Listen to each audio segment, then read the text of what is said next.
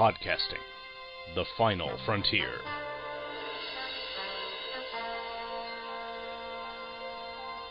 This is the Hammer Podcast. Its 30-minute mission: to rehash geeky topics, to seek out new bastions of nerdiness, to timidly go where the more talented have gone before. Greetings, and welcome to the Hammer Podcast, the official podcast of thehammerstrikes.com. I'm your host, Gene Hendricks, and while we do have a great episode for you today, I need to get a couple things out of the way first. Now, you'll notice that the podcast has been silent for the past few months, and there are a few reasons for this. The first reason I detailed on the Hammer Strikes, that my wife got a job after a while of looking. Well, that job went on for a few months and then fell through, and now she has another job with more hours, closer to home, etc., so it's not bad. However, I do have a limited amount of time to do podcasting. In fact, as I am recording this now, it is 6 a.m. on a Saturday, because that's when I can fit it in. So, things tend to get a little complex. I think I have a plan of what I'm going to be doing in the coming year. More on that as episodes come out. But it was just kind of tough to get podcasting done. Now, the second reason for this, and this occurred about a month ago as I record this, was the Two True Freaks network specifically, and podcasting as a whole, lost a great man, and that was Sean Engel, who passed away suddenly on December 16th. Now, most of us on Two True Freaks that did not have set weekly shows, hey, this has to come out at this point, decided to do really, for lack of a better term, a podcasting moment of silence for Sean. And while I was planning on getting this particular episode out by the end of last year, that moment of silence basically told me, no, don't do that. So you are now hearing it in January rather than December. Now, moving forward, like I said, I have a general idea of what I'm doing. I have an overall theme for the year. One of the episodes would be celebrating Star Trek's 50th anniversary, which happens to be in September. So I'm going to be doing at least one episode with that. I'm planning on having some guests on for those. I also have an overall theme for the year as far as the kinds of stories I'm trying to cover, both in film, TV, comics, etc., and I want to wait until those are produced a little more before we get into it. And then there's Legends of Superheroes, which I'll slot in when I can. I have two already lined up to be recorded. They have not been recorded at this point. I'm not Trans Magnus or anything. So, I think we're going to be pretty good for 2016, but time will tell. Now, on another note, we have email. 2 emails and dissertation, and all 3 of these deal with the theme songs. And I was really happy with the reception I got for that episode, and I am planning on doing a second one, maybe this year? I don't know, depends on how things work out, so we'll see. Now, our first email comes from Chris Franklin of the Supermates podcast and the Power Records podcast. The title of his email is The Theme Song Strike. And he writes, "Hi, Gene. Loved your coattail riding episode focusing on cartoon themes. I can't get enough of these, as I told Andy over at Hey Kids. They not only serve as a podcast, but as a playlist for a boring workday. Now I have to figure out an angle for doing my own version over at Supermates. Well, Chris, you could always do theme songs of failed 70s superhero TV shows. You get the Reb Brown and Kathy Lee Crosby themes in there at the very least. Of course, the 60s Spider-Man theme is perfection, and to my mind is to Spidey what the John Williams theme is to Superman. Amazing Friends is a lot of fun, and by hearing the theme, I also hear the repetitive music they played over and over in many of the early Marvel productions of the time. The 80s Hulk theme is far superior to the 90s version, and does a good job of encapsulating the comic book version of the character. Still puzzled by those reappearing clothes on Banner, and Rick Jones as a blonde cowboy, though. You'll get no complaints from me about using the G.I. Joe the movie theme. Nothing quite gives me the rush of being 8 to 12 years old like the Joe theme, and this is the best version, hands down. The opening sequence of that film was the best part of an otherwise very frustrating film. Cobra La, really? And I watch it on YouTube from time to time, just for old time's sake. It's the perfect slice of G.I. Joe, in my opinion. A little surprised the Super Friends, Transformers, and Mask themes weren't represented, but that's what sequels are for. Great show as always, Chris. Yeah, I had to pare down the list just so I didn't have a huge, unwieldy episode, and I will be coming back to the theme songs, as I said, and I have a list of suggestions that people have already given me. Those 3 are definitely on the list, thank you, Chris, but we have some from other people, and if you would like to send me suggestions, please feel free. You can either contact me on Facebook, or you can email me, gene@thehammerstrikes.com, and let me know what you would like to hear. I already have enough themes, I believe, for at least 2 more episodes on the list, so if you want to keep adding to that, go right ahead. Our next email comes from the awesome Mr. Tom Panarese of Pop Culture Affidavit and In Country, which covers the Marvel comic series The Nom. The title of his email is Cartoon Theme Songs Episode. Gene, welcome to the bandwagon. There's plenty of room. Now, Tom did do a TV theme songs episode, but he also did a couple playlist episodes, and that was inspiration for mine. He continues, in all seriousness, I wanted to write in and say that I thoroughly enjoyed your cartoon theme songs episode. You had a couple of themes that I would definitely put on that list, but most of them were ones that I either hadn't heard in years or hadn't heard at all. To this day, I've never seen an episode of the Hulk cartoon because I had been scared of the live-action TV show when I was a kid, and even though I knew the Silverhawks existed when I was a kid, I completely missed the show, despite the fact that I was a huge Thundercats fan. But that's the fun of episodes like this. You hear stuff that you would have never expected. Thanks for a great listen. I'm looking forward to the next time you do an episode like this. All the best, Tom. Oh, thank you, Tom. Yeah, the Hulk cartoon, that was one of those that I always loved as a kid. Now, listeners of this show know that I love the Lou Ferrigno, Bill Bixby show.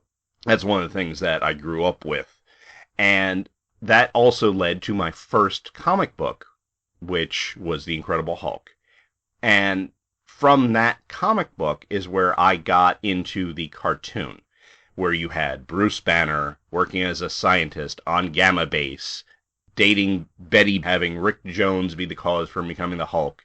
And it's interesting, though, as Chris said with the repetitive music, the Marvel Productions also had repetitive sound effects, to the point where we, as a family, were watching the original G.I. Joe miniseries the other day. And this miniseries had Duke get captured by Cobra, and he had to fight this giant slave. And it's funny because the slave was doing the growls like the Hulk. And Duke, you may not know, was the same voice actor did him and Bruce Banner. So you had Bruce Banner fighting the Hulk in an episode of G.I. Joe. I just found that amusing. Now, we have a very long email, and this comes from the infamous Mr. Luke Giaconetti.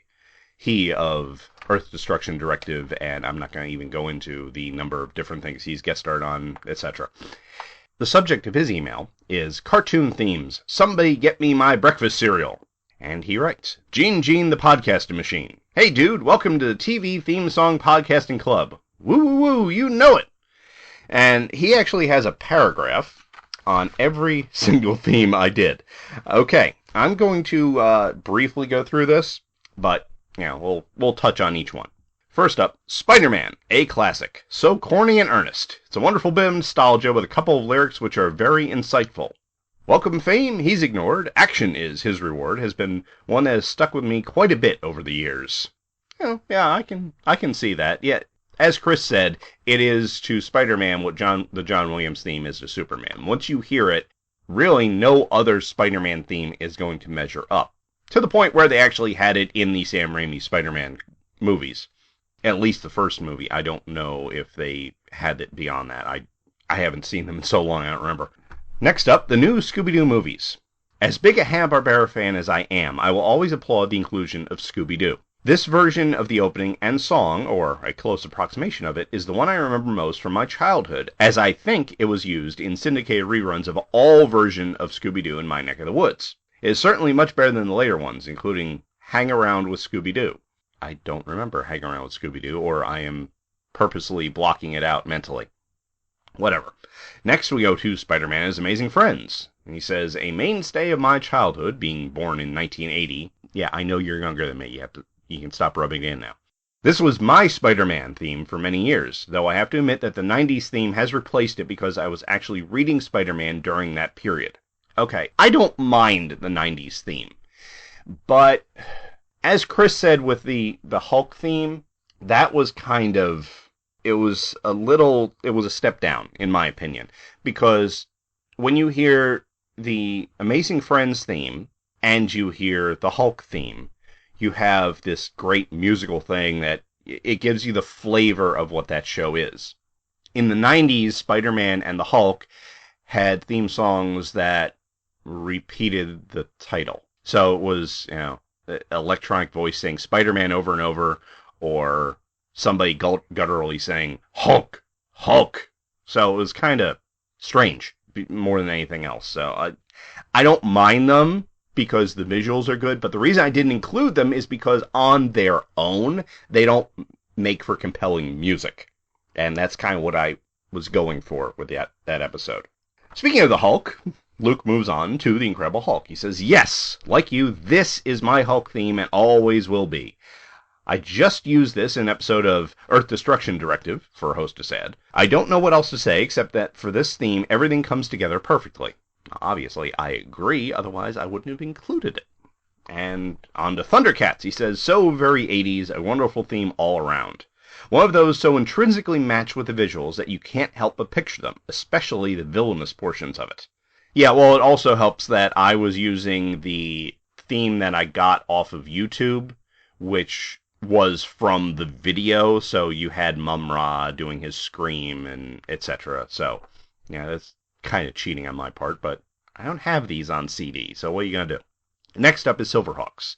He says, partly metal, partly real, because metal is not real, obviously. I like that this one had the connective tissue to Thundercats, but it's clearly its own thing at the same time. It has a great cosmic sound to it. Sounds like a space show should. Again, I love the guitar work, that they were able to work into an actual character, Bluegrass. Playing the guitar is a bonus. Yeah, Bluegrass was an interesting character because, well, one, he was voiced by Larry Kenney, who is prolific. I mean, he's the same guy that did Lion-O and several voices throughout the years. But it's also quite interesting that Bluegrass, he was the pilot. You know, he flew their ship, and he had his own little ship that came off and was able to fly around. I actually had that toy, which was cool. But Bluegrass never had wings. In the show, he was never shown as having wings. So I don't know if he was the pilot because they never gave him wings, or he just never used it because he was the pilot. But whatever. And the guitar was his weapon as well. So yeah, he played music, but he was also able to shoot energy blasts from it. Now, on to G.I. Joe, the movie. He says, F yeah! It's clearly a big budget update of the theme in the same way that Lion did with the Transformers theme for Transformers the movie. The opening itself has been homaged in the toys with a Duke with the jump and the American flag and Cobra Commander with the Fang glider and bomb. The opening also features, I'm pretty sure, every Joe and Cobra character who had an animation model at this point. The end credits version of this song, which has no lyrics, is even better. To this day, I retain crystal clear memories of watching this on WPIX Channel 11 with my brother when it debuted. Now, I don't remember seeing this when it first came on. I know I saw it on TV because I remember seeing it as the part 1, part 2, part 3, the mini series that they cut it up into. What I have a crystal clear memory of, though, is getting the VHS tape, because it was actually in this clamshell that you had to open to get to the tape, rather than just being in a slipcase like most other VHSs at the time. Anyway, on to Gargoyles, which no one else has mentioned so far. Odd. He says, a great intro to a show which was a clear signal that Disney was ready to play with Fox Kids and later Kids WB on their own terms. A superlative show as well, but Disney had scored a string of hits on the Disney afternoon, so this is no surprise. The admittedly lighter fare of DuckTales, Chip 'n Dale Rescue Rangers, Tailspin, and Darkwing Duck all had amazing themes in their own right, but more in line with the funny animal adventures tone, of course. Gargoyles was also amusingly parodied on the WB show Freakazoid as the Lawn Gnomes. Now, I remember watching Freakazoid, and that's something that I may come back to later because that was just such a goofy, off-the-wall show. Yeah, I can see them parodying that because it's so ripe for being parodied. However, like I said on the show, you had the theme song was great, but the story intersecting Shakespeare and myth and King Arthur and all, and for when it came out in the late 90s when I was in college, it's like everything intersected and Disney was writing this show. Hey, Gene, you're going to love this. Here you go. And it was just an amazing show that I really need to sit down and watch again, especially now that Kira is old enough that she will appreciate it. And he wraps up with Star Blazers. As I said on my appearance on Anime Freaks, this show was before my time, but this theme is still a great localization of the original version, and definitely suits the show very nicely. Great selections, Gene. Keep up the awesome work on the show, Luke. And he had a huge list of suggestions, which I put on my spreadsheet, and as I said, if you want to add to the spreadsheet, feel free to drop me a line. Just keep in mind, my criteria is it has to work on its own. It can't have the visuals be intrinsic, that you need the visuals to make sense. So I'm probably not going to be doing the 90s Hulk theme just because I don't want to force you to listen to Hulk continuously. Alright, so that's all the email I've gotten. It's also going to be pretty much the time limit for the email section, etc. So we're going to take a very quick break because we have a long episode for you, and we'll be back with, a voice to add a little bit of class to this show. Because, an English accent adds class to everything, even a northern one, right? The Fantastic Cast is your guide to the Fantastic Four from the beginning of the Marvel Age of Comics in 1961 onwards. Each week, Steve Lacey and Andy Leyland cover every issue, spin-off, guest appearance and cameo, and more. And in 2015, we begin our journey through the decade that taste forgot, the 1970s. Join us as we take a look at the departure of Jack Kirby and Stan Lee, the Kree-Skrull War, the arrival of Marvel Team-Up, Bill Murray as the Human Torch, creators including Roy Thomas, George Perez, Marv Wolfman, Jerry Conway, Rich Buckler and John Byrne, and of course, Marvel 2-in-1. All this and more at ffcast.libsyn.com and on iTunes and Stitcher. The Fantastic Cast. Insert catchy tagline here. Wait, what?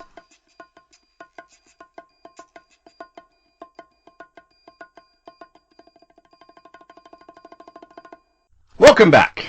We got a special episode for you today, not only for the subject matter we're talking about, but also for the gentleman that has lowered himself to join me on the show. And I'm talking about the co-host of Listen to the Prophets and the Fantastic Cast, the host of Palace of Glittering Delights, and hopefully the co-host of the reunion shows of Hey Kids Comics, Mr. Andrew Leyland. How are you, sir? I'm fine, thank you, Gene. It's not lowering to talk to you.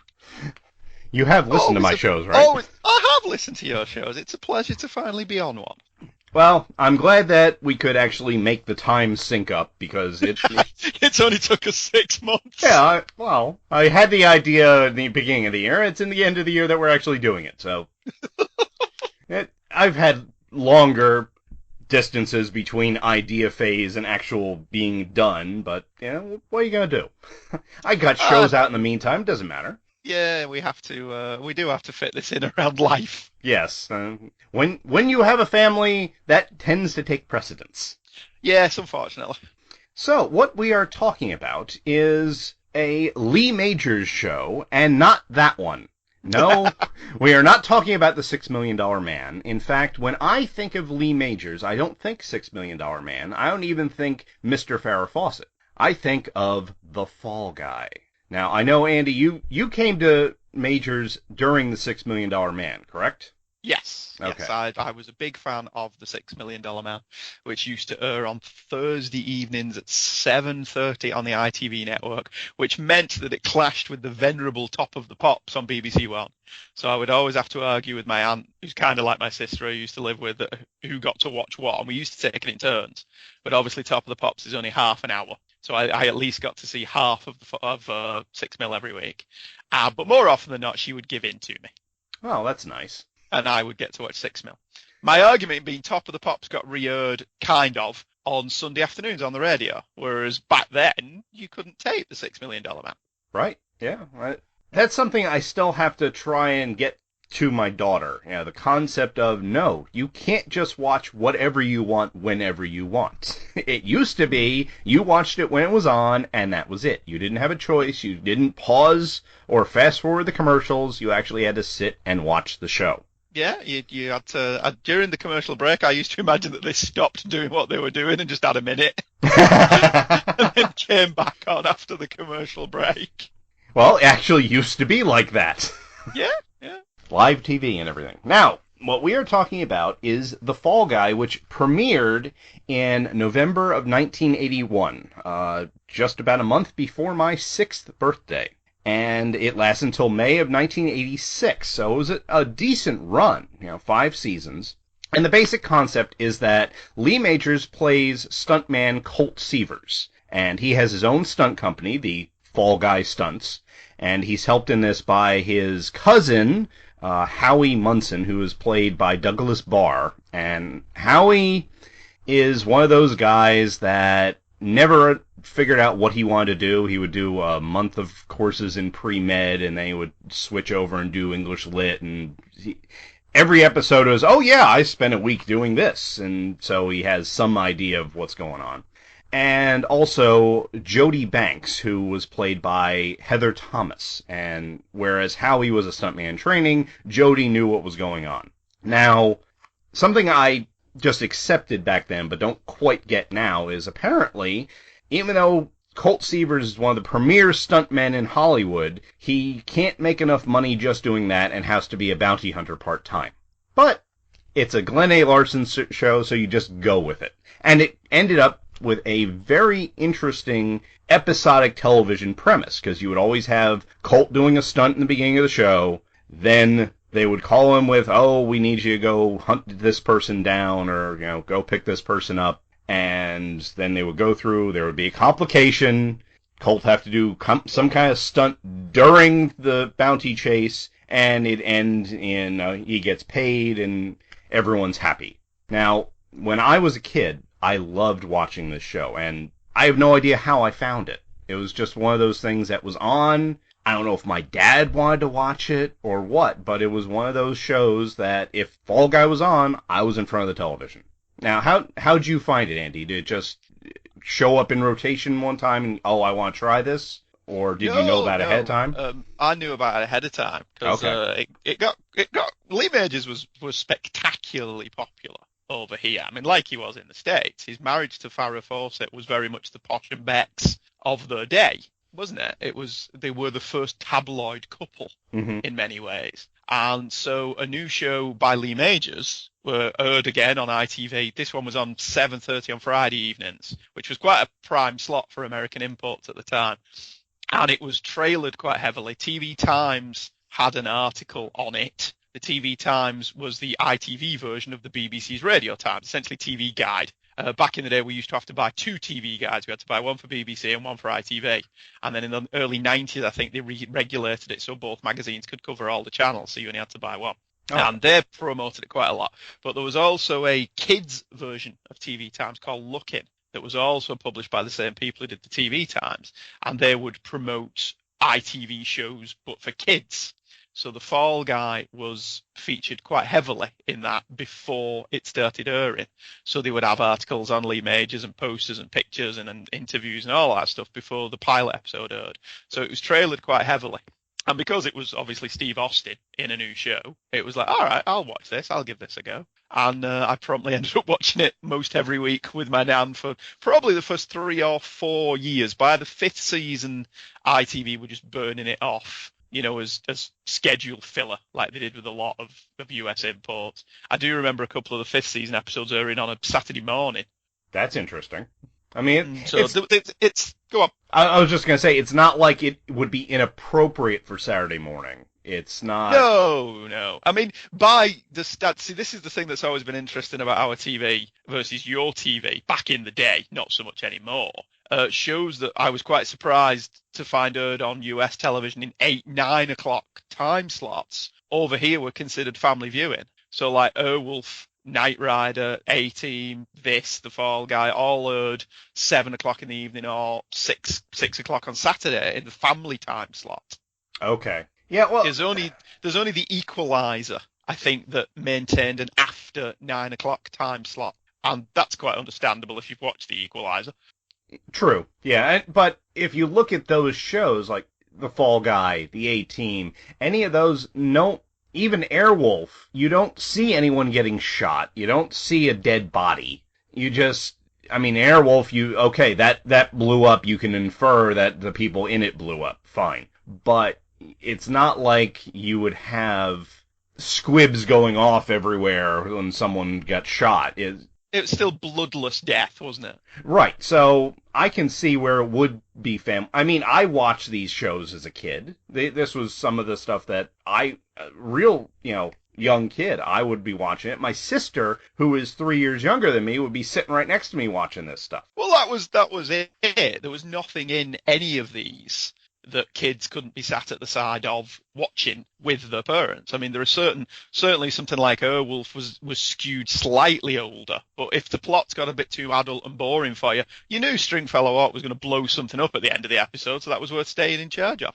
The only other ones really that maintained a post-Watershed time slot as well as Magnum. Magnum was very popular and throughout its entire 8-season run held on to a prime time slot.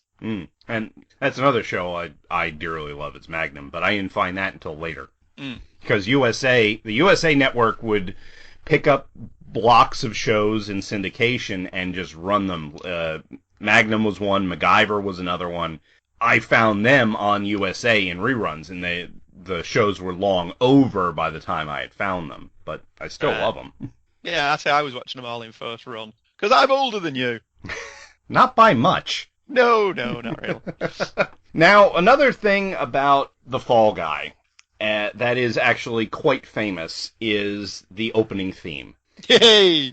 Because it is actually performed. I will not say sung. I will say performed by Lee Majors himself. Yes, by Lee. See, the thing with The Fall Guy as well, I think it may be the first. I could be wrong. You may know better than I. It's certainly one of the first shows that blurred that line between fantasy and fiction. Because from the very opening lines of every single episode, well, I'm not the kind to kiss and tell, but I've been seen with Farrah. And that's not that Colt Seavers has been seen with Farrah. That's relying on the audience knowing that the actor portraying Colt Seavers was married to Farrah Fawcett. And that carries on throughout the entire show. The amount of favours Majors pulled in to have celebrity cameos in is quite remarkable for a show of this vintage. Oh, yeah. I know that the only other show in my mind that had this many celebrity cameos was the Adam West Batman series. And in there, they were playing characters. Apart from the window thing. Yeah. But even then, it was you would have like Ted Cassidy was on, but he was Lurch, or you'd have I can't remember the actor's name, but Jose Jimenez was on. So that was just a bit thing, but still, it was like and special guest villain. You had the guest star. Here, they're actually playing themselves. To the point, and he name drops in the opening song. He name drops Clint Eastwood, Burt Reynolds, Jacqueline Smith, Bo Derek. Who else is in there? Cheryl Tiegs, Raquel Welch. Cheryl Tiegs, yeah. Robert Redford. Yep. So in the opening title alone, he name drops a lot of real people. And even to the point where I watched an episode the other night. It was one of the first season episodes that had Denise Crosby. Not Denise Crosby, Kathy Lee Crosby. I'm getting my Crosbys mixed up. Wonder Woman. The woman that would be Wonder Woman. Yes. But she used to host a show called That's Incredible. And that was the show that Colt Seavers was on, doing a stunt that, as usual, was picked up later in the show. But you got a lot of that. You got a lot of that crossover of a real-life setup with real-life people doing what they would normally do with this fictional Lee Majors character joining them. And it was almost like looking at another universe. You know, it was a parallel universe where Lee Majors didn't exist, but Colt Seavers did. Everything else was the same. But the opening credits rely on you equating Lee Majors with Colt Seavers. And it's meta fiction on a level that would make Grant Morrison's eyes bleed. But I don't know what it is. Every single one of these episodes, now that I'm rewatching them as an adult, I haven't seen the show in 20 years, probably, maybe longer. But now I'm rewatching them. Every episode is fun. You can have little bits, how are they going to get out of this? Or, they're going to be killed. But overall, the episodes are fun. And I actually miss that for every show that I watch now except The Flash. The Librarians. Haven't seen put Librarians. That in there as well. The Librarians is in the same way that Leverage was a throwback to 80s and 90s TV. The Librarians is very much like this. Okay. Yes, there's drama and threat, but there's a level of fun and humour to it as well that was present in all the stuff that we grew up watching. That's good.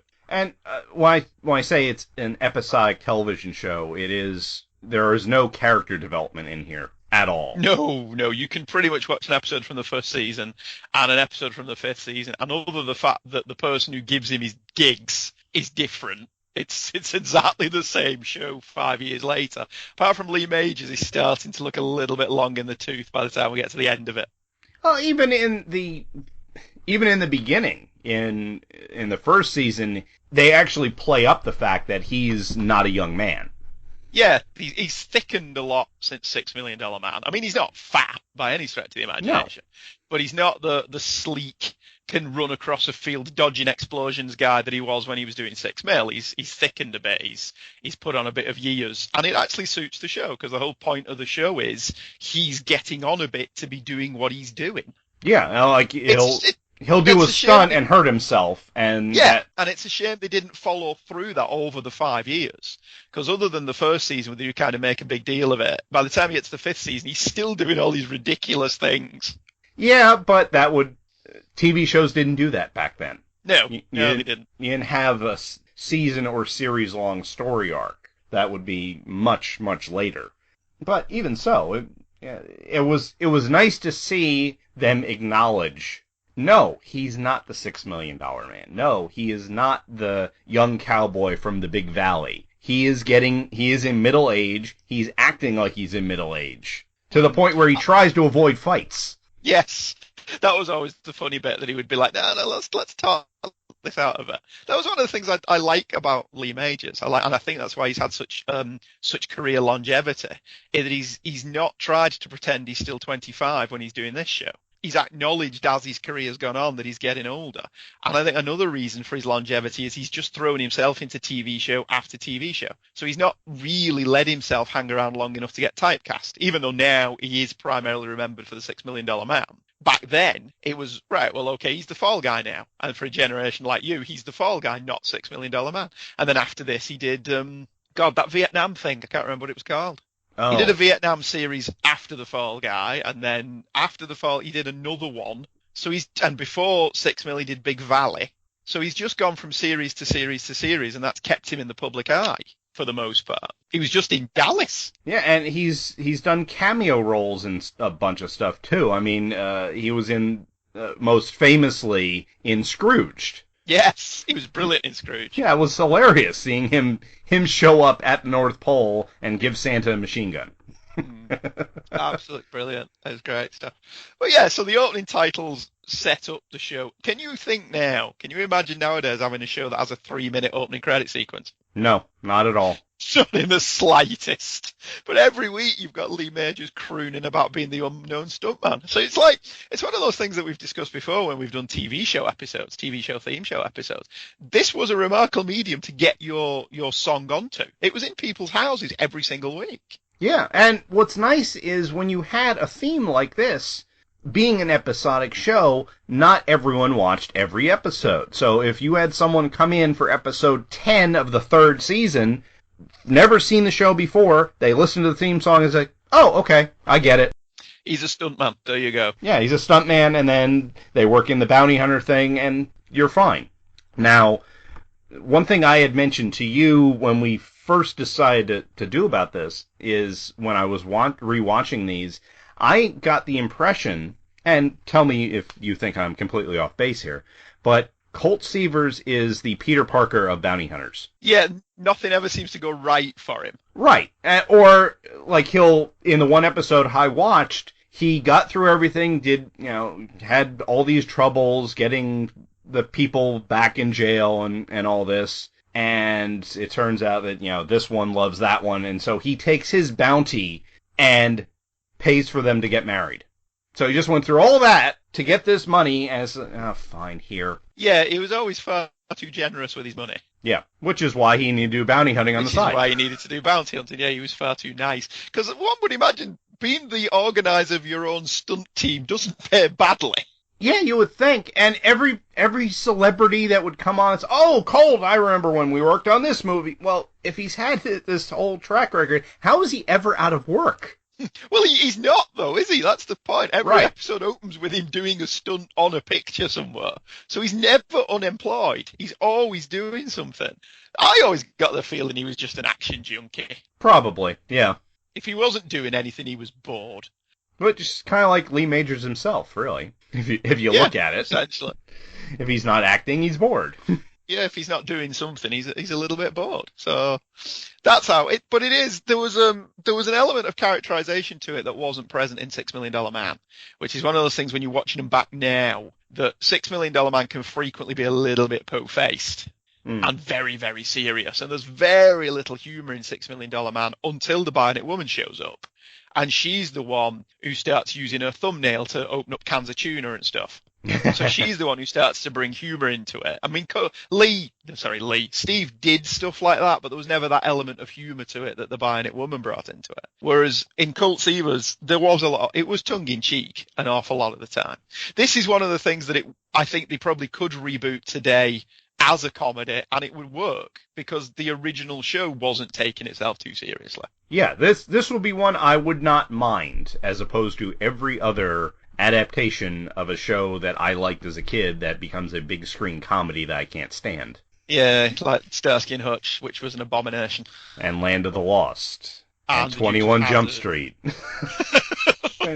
Whereas The Fall Guy would work as an action comedy. It would. It's that now. You would have, half the time, you would have Lee Majors almost literally winking at the camera. He would do he wouldn't do asides, speaking to the audience directly, but he would look around and then look at the camera like, did you see that?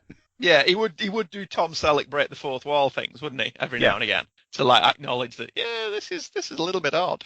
I mean, as in true Glenn A. Larson fashion, what he did here was essentially take the idea from a couple of different movies, graft them together and turn it into a TV show. So before this, there was Hooper with Burt Reynolds. You ever see that? I have, yes. Hooper's a great film. Great movie. Adam West's in it. So he's an over-the-hill stuntman in Hooper. And there was the Stuntman with John Voight. That one I have not seen. There was a bounty hunter flick that the name of which is escaping me at the minute. It was probably called The Bounty Hunter. And basically what he did was just graft the two of them on together. Because as he pointed out in one of the special features somewhere, bounty hunting was something that was largely unexplored on television at that point. Everyone was a cop. Everyone was a detective. Everyone was a lawyer. But there hadn't been many shows about being a bounty hunter, which has now changed. There are a few shows about being a bounty hunter now. But back then, The Fall Guy was one of the few ones that was about somebody who was a bounty hunter.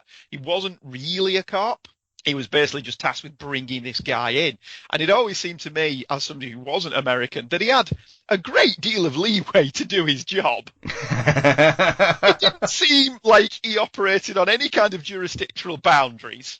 It didn't seem like he really had to follow the letter of the law as long as he didn't outright break it. As long as he brought that guy back, anything was fair game. And he could go anywhere and do anything, and it didn't matter.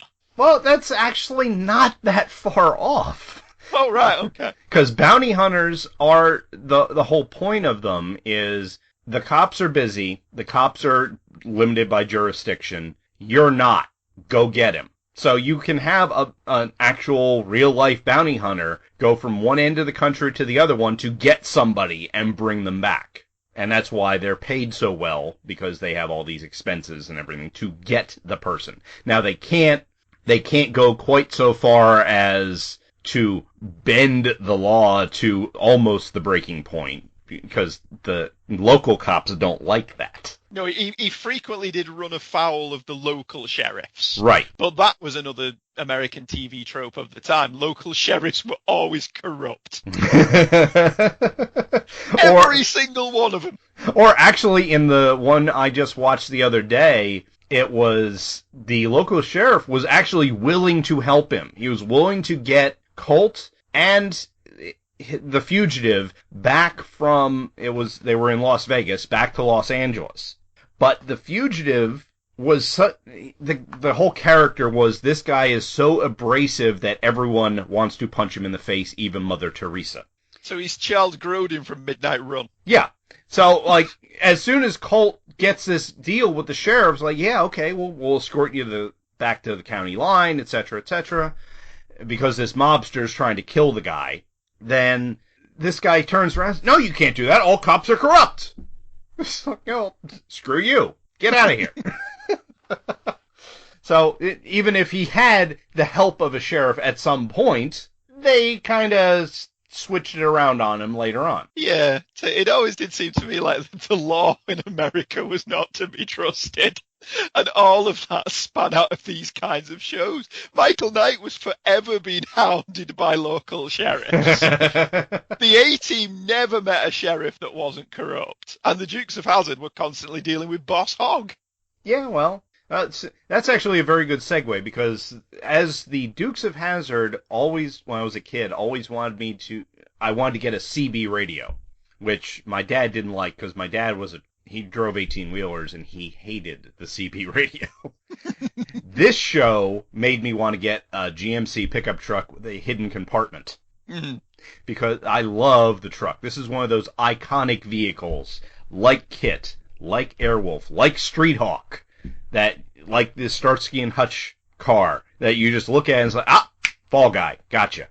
And it was interesting because this truck, not only could it do stunts, where it would do jumps and lands where you would think it would break its axle and be fine, but it could also... It frequently did break its axle.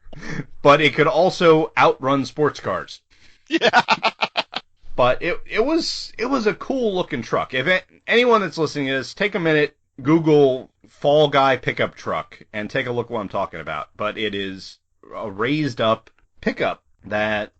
And I'm not kidding, it actually had a secret compartment between the cab and the bed of the truck where they would frequently keep, like, shotguns and stuff for his bounty purposes. Yes. The interesting thing about the truck, and I mean, they must have had more than one, obviously, because the amount of stunts that they did with it, they must have frequently wrecked it.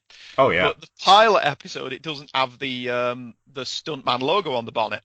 No, because I think the pilot episode, like with most pilots, was shot ahead of time for the network to say, yeah, we want this or not. And then when they got to series, it's like, we need to customize this a little bit more. Yeah, so you could always tell when they nicked footage from the pilot. Right. Because they didn't have the nice eagle logo, the Fall Guy Stuntman Association logo on the bonnet, which was, I love that logo. I used to sketch that logo as a kid in my school book, because he had it on the back of his blue satin jacket as well, didn't he? Yes. And he had it on his baseball cap.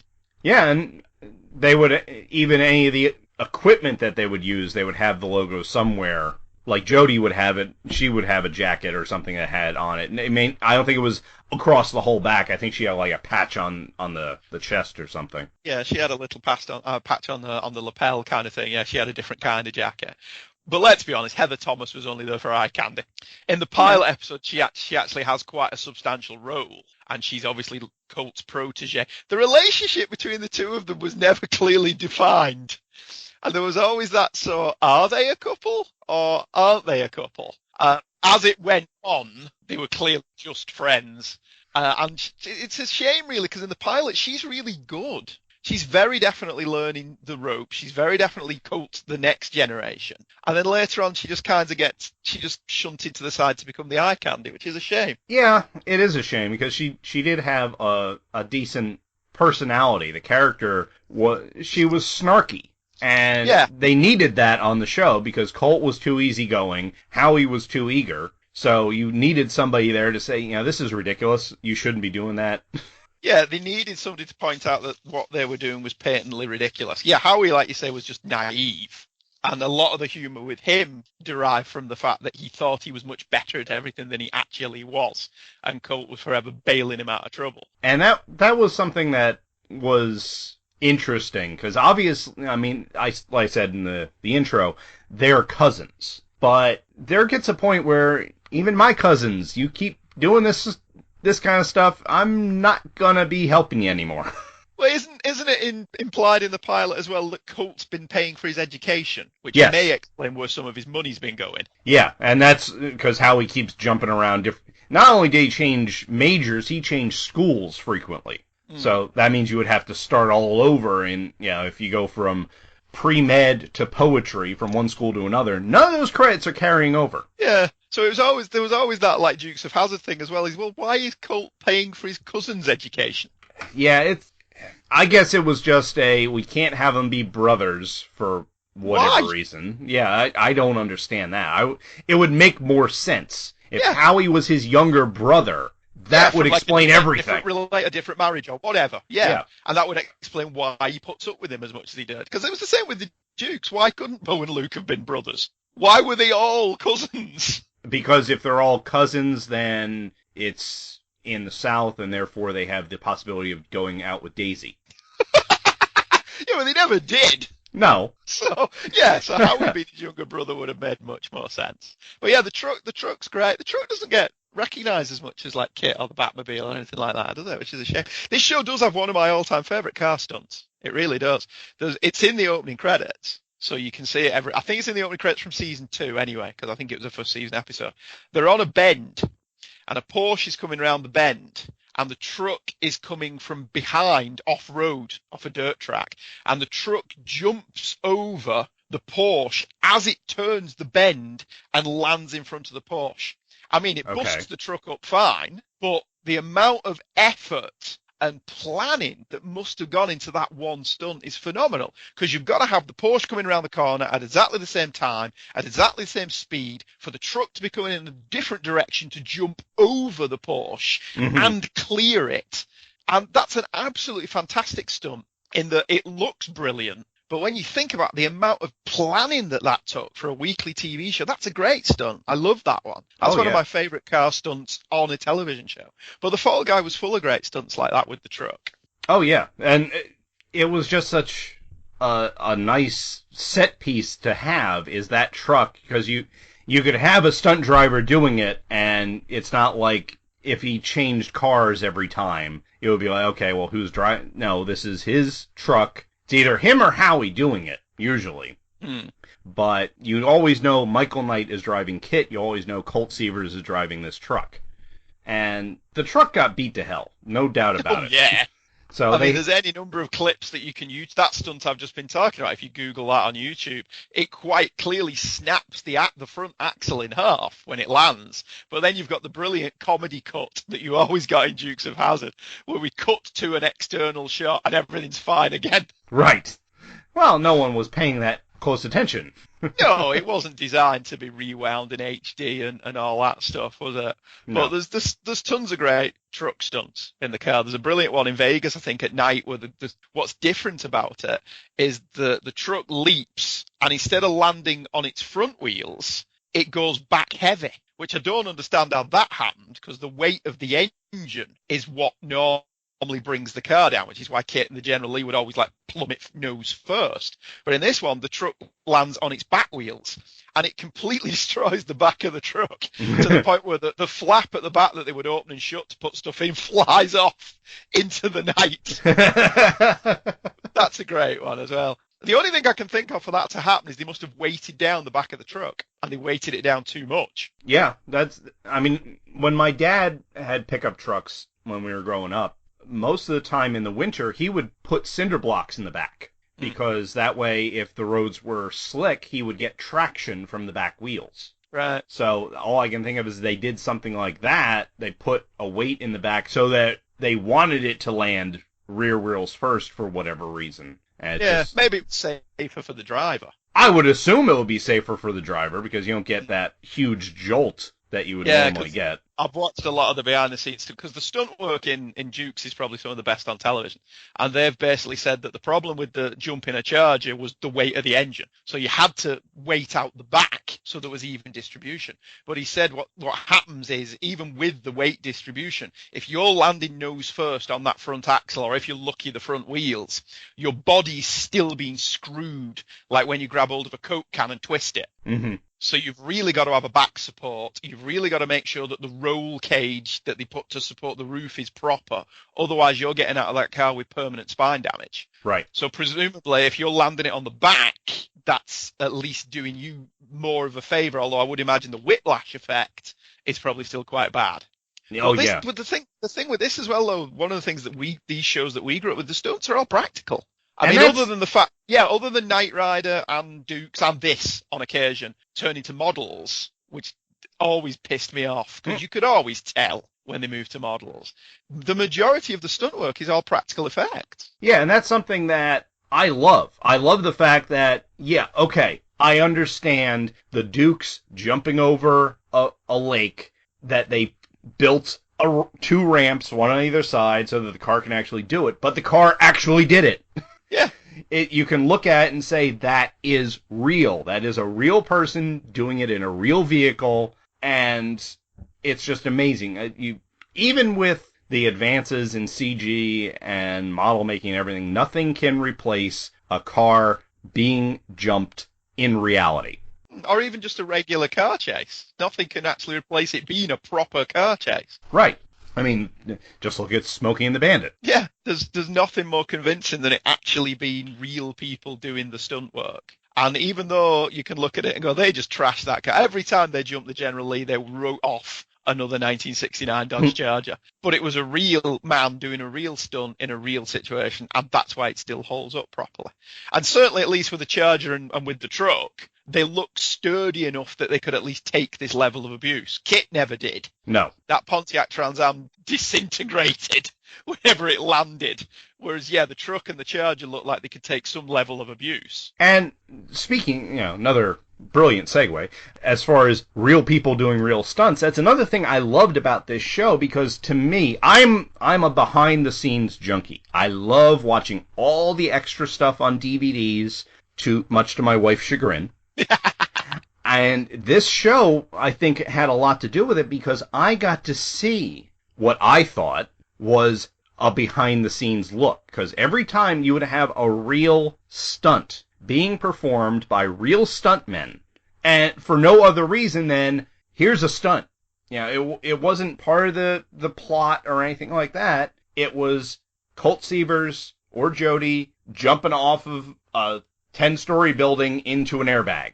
That's great. I'd never seen how they actually did these stunts before in movies. No, it was fascinating to watch stuff like that. When they would do like behind the scenes stuff on kids' TV shows, like there was one called Clapperboard, which was behind the scenes on movies and stuff, and they would occasionally do TV shows like this, and they'd show you the setting up of the cars and the jumping and how much planning and effort goes into it, and how much maths these guys need to know. how much Oh, maths yeah. and physics these people need to know to be able to coordinate these. It's brilliant stuff. Absolutely brilliant. And it glorifies stuntmen, because I think Yeah. up to this point, not everyone appreciated what stuntmen had to go through to give you the movies and the TV shows that everyone enjoyed. Well, Lee Majors was always a big fan of the stunt guys. He was best friends on $6 Million Man, not with the other actors. He was best friends with Vince Dedrick Jr., who was his stuntman on 6 Mil. And so essentially this was his chance to throw the spotlight on to those guys because he knew the level of work they went into. Majors is apparently one of those guys who went out for drinks after work with the crew. He didn't hang around with other actors, apart from people like Richard Burton. So Majors can apparently knock back the beer if he's hanging around with Richard Burton. Well, I think everyone could when they're hanging around with Richard Burton. And he must have been mates with Richard Burton because he got him on the show. Burton never did television. Yeah, there was actually, I was watching, and I think it was from 2012 or something. They had an interview on Turner Classic Movies with Peter O'Toole, and he was talking about doing Beckett, which is one of my all-time favorite movies, second only to The Lion in Winter for Peter O'Toole in my mind. But apparently O'Toole and Burton had an agreement because two of their mentors were also in the cast. They had an agreement, work days, we do not touch a drop of alcohol. Which, for the two of them, was actually pretty interesting. That's quite impressive. Yeah. And they stuck to it through the whole thing because, like O'Toole said, you can't show up to work completely blitzed when you have this guy who you idolize and who has taught you on the set looking at your performance. So yeah, I can see Majors going out with Burton for a drink or two. Yeah, because Ken Johnson said on many a commentary, Lee was a really nice guy and he was really easy to get on with, but he wasn't squeaky clean. Yeah. Although on the special features for $6 Million Man, Lee talked about he went out drinking with Andre the Giant, who played Bigfoot, and Andre the Giant would have a six-pack before breakfast.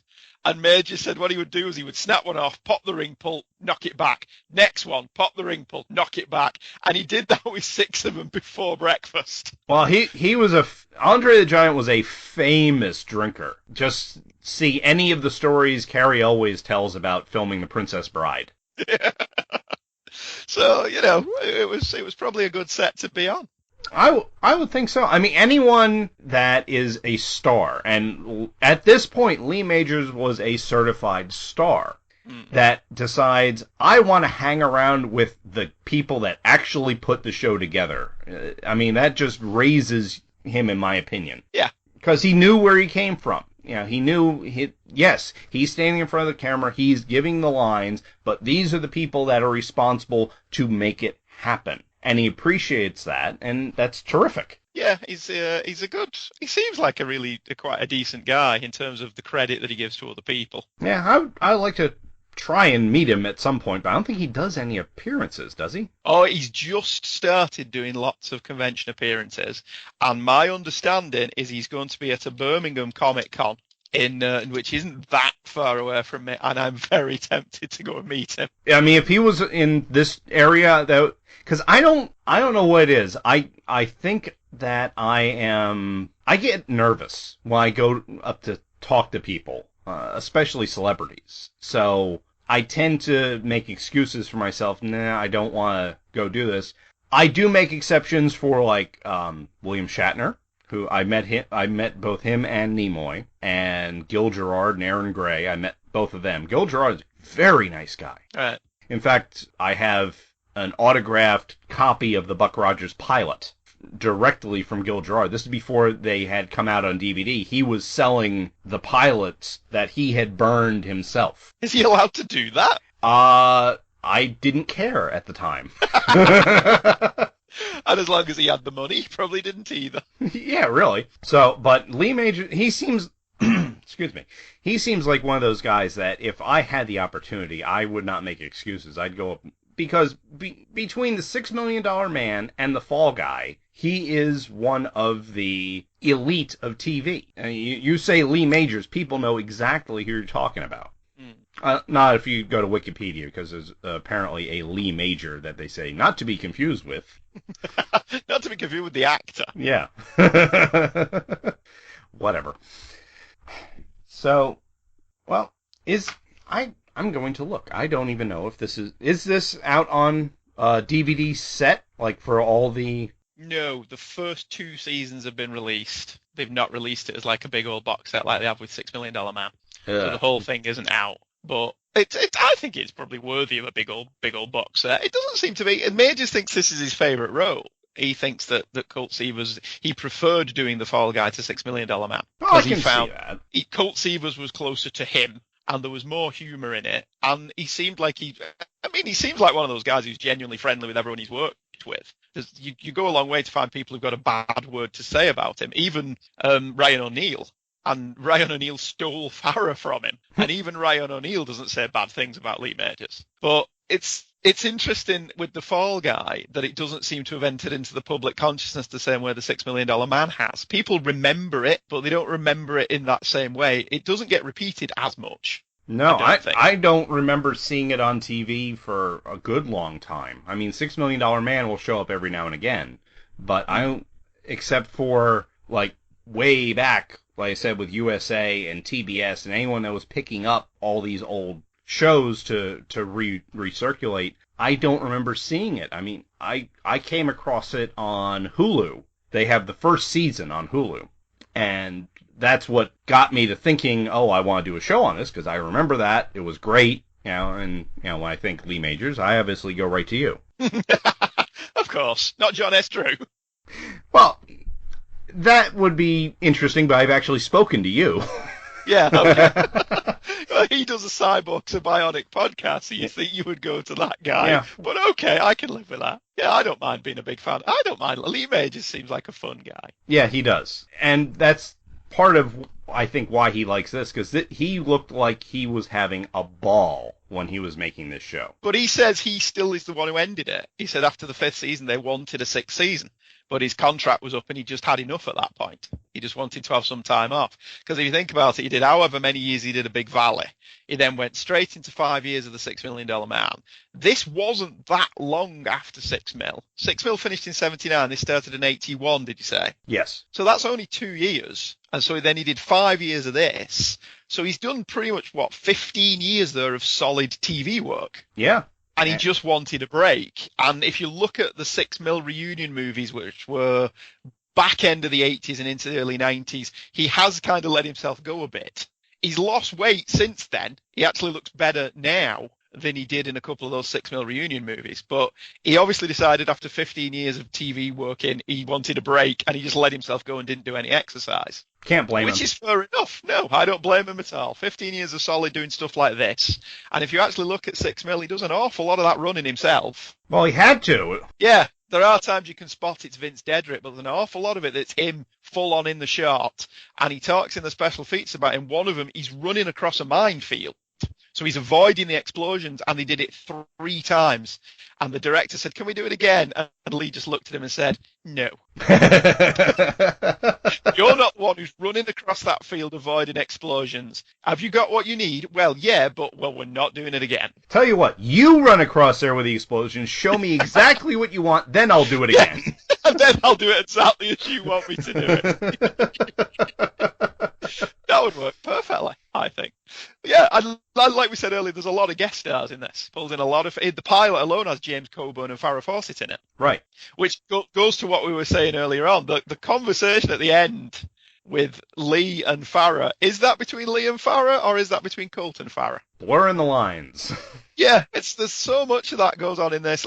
There's an episode where they go to Hawaii, and they bump into Tom Selleck in his Ferrari. They don't bump into Thomas Magnum. They bump into Tom Selleck. So there's that whole blurring of fantasy and reality that went through the entire show.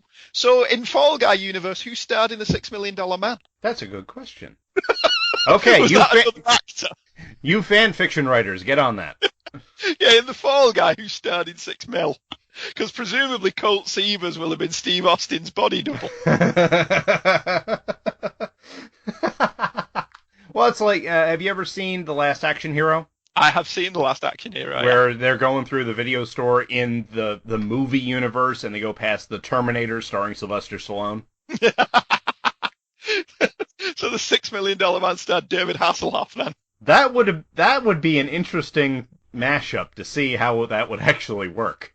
I think Hasselhoff may have been a bit young in 1974. Yeah, he wouldn't have been a colonel in the Air Force, that's for sure. No, that's true. But yeah, as we've mentioned, Richard Burton, James Coburn, Jonathan Frakes was in one. Yeah, very young Jonathan Frakes. Very young Jonathan Frakes. But if you think about it, if this show ran from 81 to 86, that's only a year before Next Gen started. True, yeah. It's quite upsetting to think of all these things that we enjoyed are all now 30-odd years old. That's depressing, isn't it? It is quite depressing, yeah. And he pulled in, Richard Anderson was in a Fall Guy, so he pulled in Richard Anderson from 6 Mil. Lindsay Wagner was in one. Well, of course.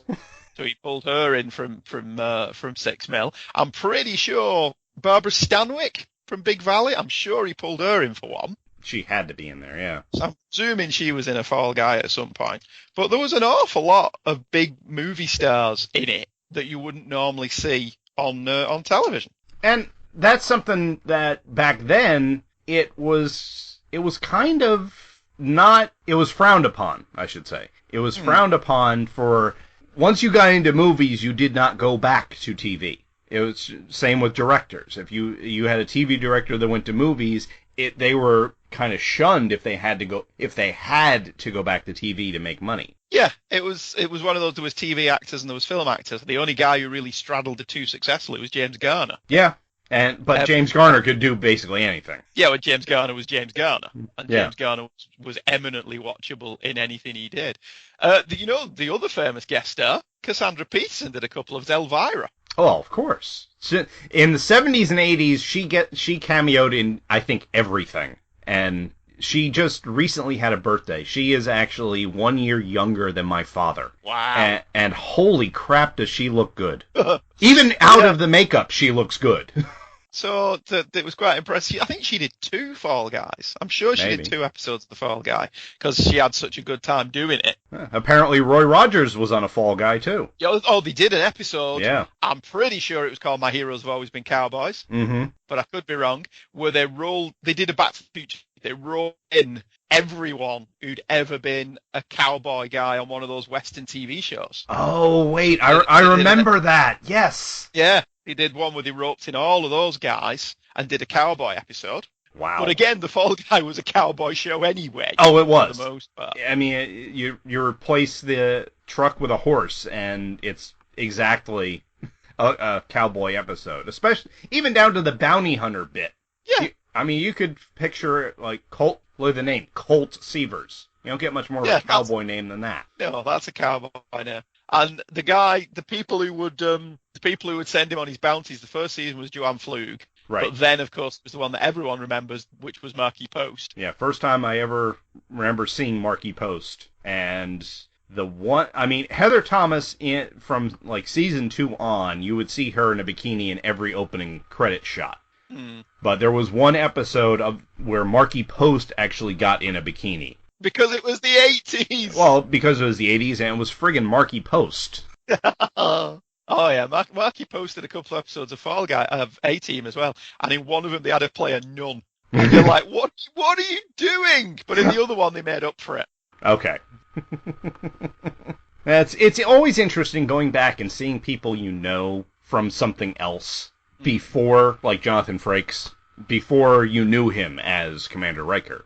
Or on Night Court, there was one episode where Nana Visitor was on it, and she played a complete and utter psycho that, I know this is going to be hard to believe, but seduced Dan. I can't believe she could pull that off. Yeah, it's hard to do. But once she got him alone, she went full-on Sybil and pulled out a knife and everything. And it was a hilarious episode. But the same, also Night Court was Brent Spiner. And that was, you look at Data and you look at his appearance on Night Court and you see the range that the man has. Because if you weren't told, hey, that's Brent Spiner, you would not be able to tell. It's just completely other character. But that has absolutely nothing to do with Fall Guy. No, but something that does, don't think Lou Ferrigno was in a number of these. And in one particular one, Colt's playing opposite the Hulk. The opening stunt of the episode is Colt being thrown around the room by the Incredible Hulk. You know, that might have been the trigger that got me to watch it this in the first place, because I am a huge fan of The Incredible Hulk. That was beyond cartoons, even before Christopher Reeve, that was the first show that I watched that was a superhero show. Live-action superhero show. So anything that had The Incredible Hulk, Lou Ferrigno, or Bill Bixby on it, I wanted to watch. So that must have been the first episode of The Fall Guy I saw. Most likely, my mom or my dad was going through the TV guide and said, oh, Lou Ferrigno is going to be on this episode. We better watch that, or we'll hear about it later. Well, he also played the Hulk on an episode of Amazing Stories, didn't he? I don't remember that. I'm sure there's a one with a remote control that makes people come to life, and I'm 90% certain the Hulk's in it, played by Ferrigno, but I'm 100% certain Dirk Benedict's in it, playing Faceman. I'm sure that's true, but it's been a long time, but I'm pretty sure. But yeah, I don't know how they pulled that off, given that the Hulk wasn't even on the air when the Fall Guy was. Probably it wasn't. I don't think so. Didn't they stop production on the Hulk in '81, but there was still some episodes that aired in '82 because they'd held back. Probably, yeah, because the last listed season is '82, but I have no idea. Yeah, it was that season. Season 5 only lasted 7 episodes. So I think they'd filmed them long before they actually aired them. Well, it was probably, most likely, I would think, it was one of those things where the show was out of production, so there was no issues, I don't think. And did they ever identify him in the Fall Guy episode as the Incredible Hulk, or was he just Lou Ferrigno painted green? He's Lou Ferrigno painted green. I don't remember if they actually refer to him as the Hulk. I've just sent it you. Okay. So you can put License to Kill was the episode. Lee Majors and a fake mustache. See, this is the thing with this as well. Was he a stuntman or was he an actor? Because he's doing far more in this scene where Ferrigno's playing the Hulk than a stuntman would do. The stuntman would come on there to be thrown around the room. Right. All that stuff before would be handled by the actor.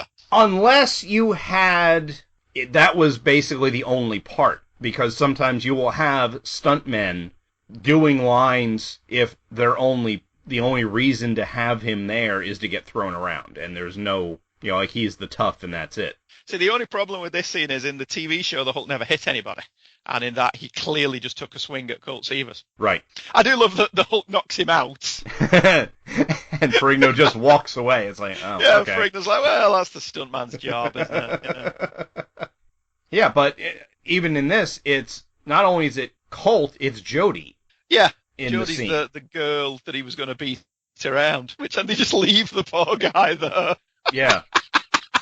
So yeah, for all you Hulk completists, there is an appearance by the Incredible Hulk in an episode of The Fall Guy. Yeah, License to Kill, Part 1. Just look it up on YouTube if you don't want to try and find it anywhere else. I might include that link in there, I don't know.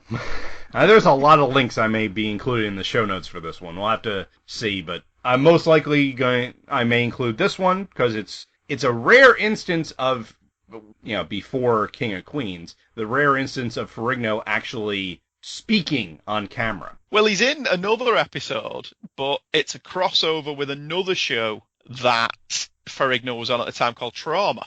And I remember being quite confused by that as a kid because we didn't get Trauma. Oh, okay. So we got the Fall Guy, but we didn't get the other part of the story. Now, normally in these things, they did film different endings. So like the crossover with Murder, She Wrote Magnum did. The episode ends, whereas in the crossover episode, he ends up in jail. Okay. So I don't know what they did with Trauma, because I never saw so much as a single episode of Trauma. And I don't think that it lasted a particularly long time either. I don't remember it, actually. So it's like anything else nowadays, you'll be able to find something of it on YouTube. I would have thought so. Yeah. Well, I think we have basically run the topic into the ground, unless you had anything else. No, we've only got that post-season 4 Marquis Post left. I don't know whether she left in a night coat, and she was replaced by Nedra Volz, who was that funny old woman that you saw in everything in the 80s and 70s. She was the post mistress in Mork and Mindy. Ah, yes. She was the girl, giving Colty's jobs in season 5, and she alternated with a guy called Robert Donner, who you will recognise as being in everything in the 70s and 80s. He was a preacher in Alias Smith and Jones. He was a deranged lunatic in The Incredible Hulk. He was in everything. He's that guy. Yeah, basically. Robert Donner was also in Mork and Mindy. He was the strange preacher man. Gotcha. He would walk around in the big white smock thing. Okay. But everyone remembers Marky Post, and I think that's obvious why everyone remembers Marky Post. Because she was so good in Night Court. Absolutely, yeah. Right. That's exactly it. All right. Well, why don't we knock it on the head there, and to steal someone's line. And Andy, why don't you tell everyone where they can find you? I don't know anymore. Hey Kids Comics has ended. I'm very sad. Listen to The Prophet Still Happens, which is me and Paul Spataro and Sean Engel talking about Deep Space Nine. Some guy emails into that show every single week. I'll be damned if I can remember his name. It's some lunatic. Yeah, he needs to come on an episode at some point. Yeah, but then you wouldn't have any email to read, and you'd have to read an iTunes review over and over. What we've thought about that is you could read your own email. If we're talking about, blending, merging fantasy and reality, you should come on the show and read your own email. I think that would be awesome. Fantastic Cast with Steve Lacey. I still do that. We're well into the 70s now, so we're well post Lee and Kirby.